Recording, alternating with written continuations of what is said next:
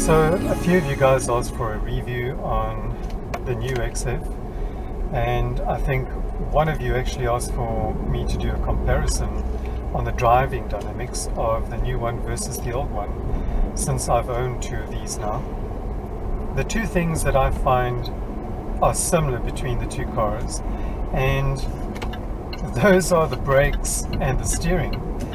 The steering on an XF is just so direct and it's precise. I mean, if you just move the steering wheel a little bit, the car will react, and that's something I really missed when I sold my old XF, besides missing the entire car actually. I really made a big mistake selling that car. I wish I'd never sold it. I wish I'd kept it. And you know, we make mistakes in life and we learn from them, but I think that I kind of redeemed my mistake buying this new XF, because the new one is just as good as the old one when it comes to driving dynamics. Now, the other thing is the brakes. The brakes, just like the old one, are very good. They stop on a dime. They stop this car on an absolute dime. And if you're driving at high speed on a highway and you need to stop, the car will stop you. You know, the XF, whether it be the old one or the new one, will stop you. Both the old one and the new one have very good brakes. They are very sharp, and they're well regulated as well. I found my Mazda, if I can just quickly do a little comparison, you know, I had the SUV, the Mazda CX-5, and I found that the brakes on that car were not sharp at all. You really had to mash your foot down hard on the pedal to get a sort of, you know, reassuring reaction from the car. And the XF is just a little different. You know, it's just like when you're accelerating, the acceleration is assuring. When you brake, the braking is reassuring. You know that you can get yourself out of a sticky situation whether you're accelerating or braking with the car, and that's one thing that I absolutely love about it. Let's talk about the things that are different between the two. There are obvious things like, you know, when I did my static review on the car that I pointed out on the interior. So I'm not going to talk much about the interior of the car. I want to talk about the driving and the handling of the car.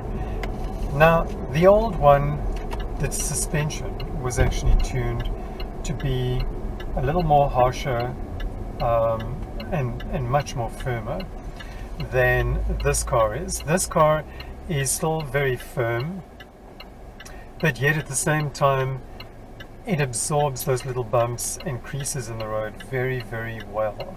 So I can't complain about that. The old car kind of allowed some of, you know, harsh road surfaces to intrude into the cabin while you were driving.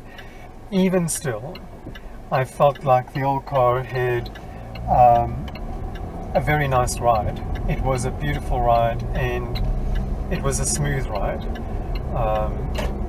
You know, compared to this car is actually much smoother. Now, let's keep in mind the old car had a 6-speed automatic transmission with a 3-liter naturally aspirated engine. This car has an 8-speed automatic transmission and it has a 2-liter inline 4-cylinder turbo. So what do I miss actually from the old car versus this one in terms of acceleration? That would be the acceleration. This car, once it's going, accelerates really fine. In fact, I think it accelerates a little faster than my old car, and the power band was around the same, 188 kilowatts. But being a turbo, this car is very slow off the line, and sometimes the turbo lag is irritating. I'm not used to a turbo engine, and it does take quite a lot of getting used to. You know, like now, as I'm driving now, it's fine. You don't really feel that turbo lag because you're just pulling away fine. But the purpose of a turbo is to really get the engine going and to get the car going. So when you want to get away out of a sticky situation very quickly from standstill, the car just doesn't go. Like at a four-way stop, you know, if you hesitate too much at a four-way stop here in this country, someone else is going to take the gap. And I've had several near misses with cars that are thinking that I'm not going to pull away when I actually am trying to pull away, but the car's just not going, you know, and I put my foot down and then it just edges the nose a little bit forward and then it just suddenly takes off and there it goes. So from that perspective, I find it not only dangerous, but it's just irritating that it just won't go. You know, another thing that I just want to mention is this car does have the stop-start technology, and you can turn it off here using a button on the center console, and my Mazda had it as well. And you know, we know that the manufacturers have the stop-start technology because it earns them credits with the EPA, and also people look at the taxes they're going to pay on, you know, CO tax when you buy a car. So you don't want to buy a car where the CO tax is very high. So they actually cheat a little bit by adding this little gimmick to the car, which reduces the CO tax in an urban driving cycle. So did that really affect my buying decision? No, it didn't really. I mean, you know, the Mazda had it. I'm not too concerned about all these things. And I was more concerned about, you know, buying a car that had up-to-date sat-nav and that had a high-definition rear camera. The old XF really suffered, and they did improve it as they went along. And I think if you buy a 2015 year model or maybe even a 2014 year model X250 XF, you're getting a really good car because the sat-nav was upgraded, the reverse camera was upgraded, and you know, by then Jaguar had really perfected the car like a really, really fine wine. And I still kind of kick myself for not having bought a 2015 model, but I just couldn't find one with low mileage, and I didn't want a car with high mileage where I'd have to pay for maintenance repairs myself, because you know, this car had the maintenance plan in it as well, and that kind of also had a role to play in my decision-making process. You probably want to know now, which one do I prefer? Do I prefer the older one versus the new one? Or do I prefer the new one versus the old one? And that's a very difficult question to answer, because if you drive these two back to back, you drive an old one and you drive a new one, there are aspects you're actually going to love about both of the cars. So personally for me, I prefer the old car when it comes to driving pleasure. I just had so much pleasure driving that car, even though this one is so much smoother on the road than the old one.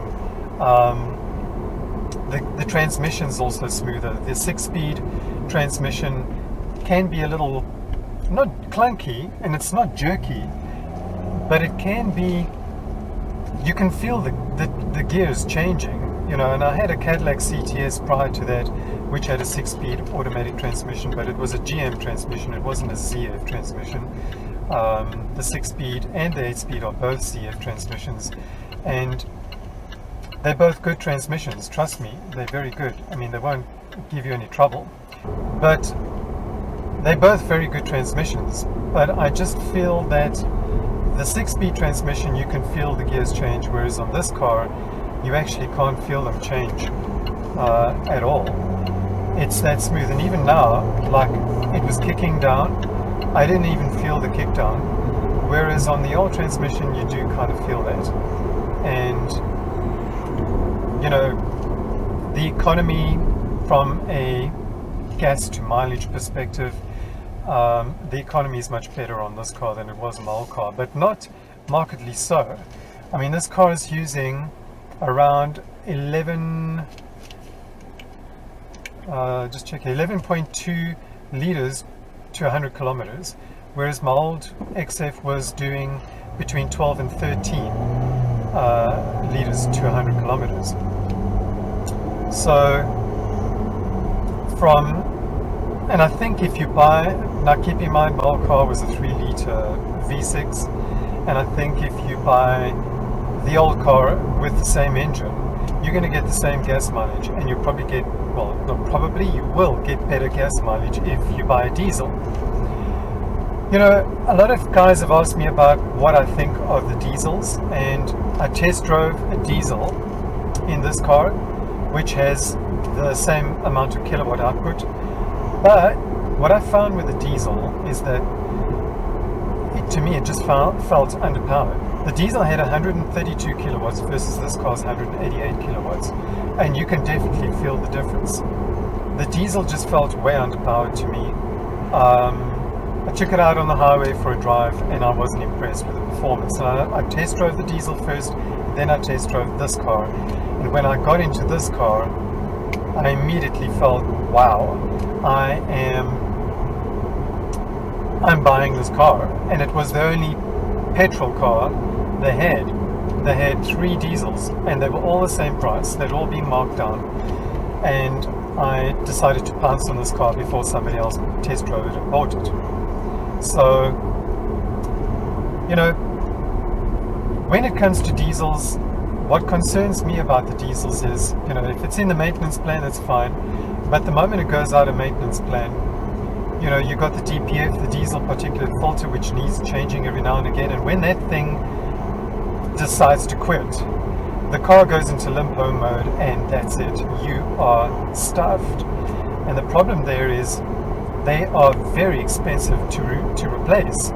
So, you know, by all means buy a diesel, but just be prepared that if you don't have a maintenance plan on your car and you're buying a diesel, and the car goes into limp home mode, it's most probably the DPF that has failed, and they don't give you any warning. They just fail, you know, and they need to be replaced. And it's a serviceable item that does need replacement every now and again.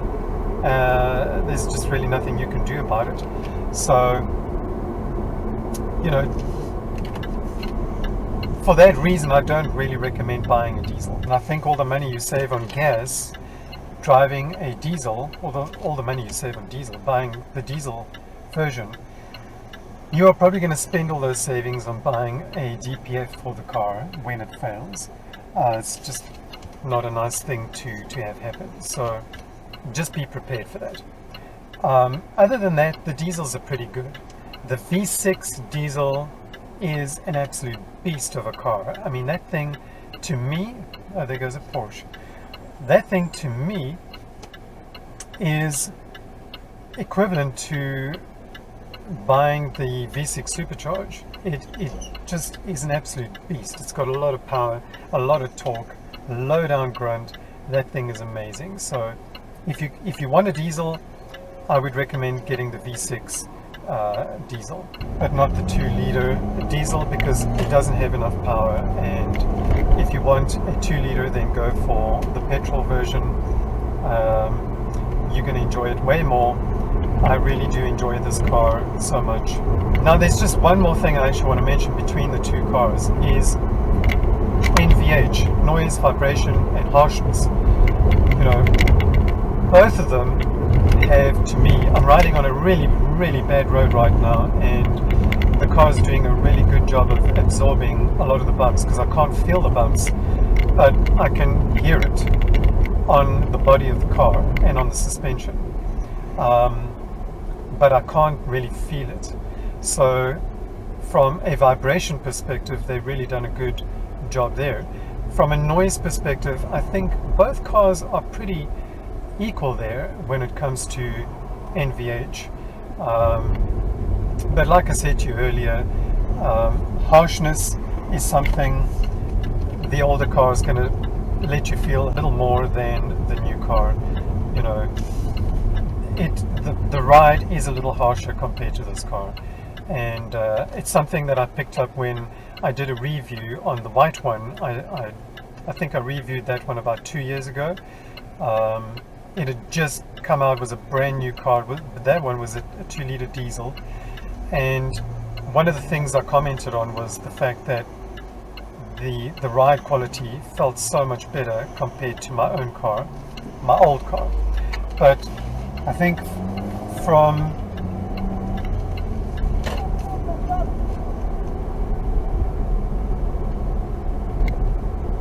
But, you know, when I did a video on when I got my car back,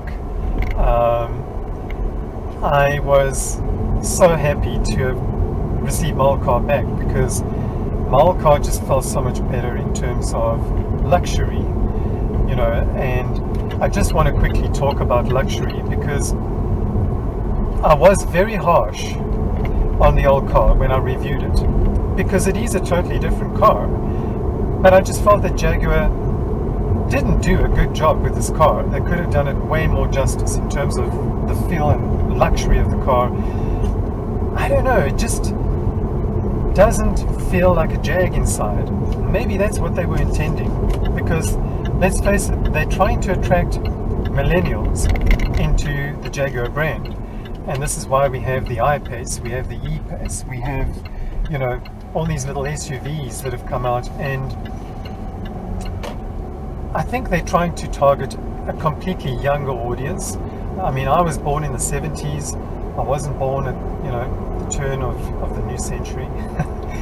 But my version of luxury is different to what millennials consider luxury, you know. My version of luxury is the type of leather, not just the fact that the car has leather, but what type of leather they used on the seats. In addition to that, does the car have burl walnut wood? Does it have teak wood in it?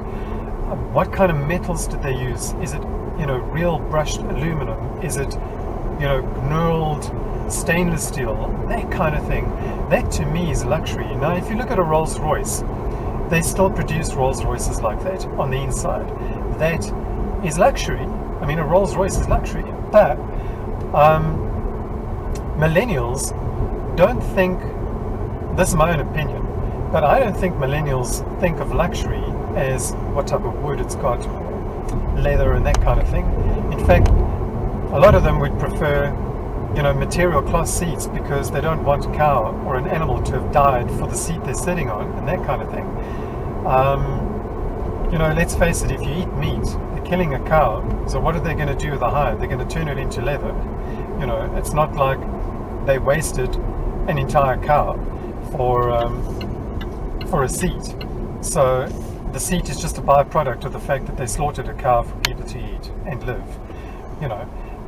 But I think millennials look at luxury like what kind of technological advances the car has. You know, does it have lane keep assist? Does it have lane departure warning? Does it have adaptive cruise control? Does it have autonomous features? You know, what kind of technology have they crammed into the sound system, into the head unit? That kind of thing. You know, does it have Android Auto? Does it have, you know, Apple CarPlay?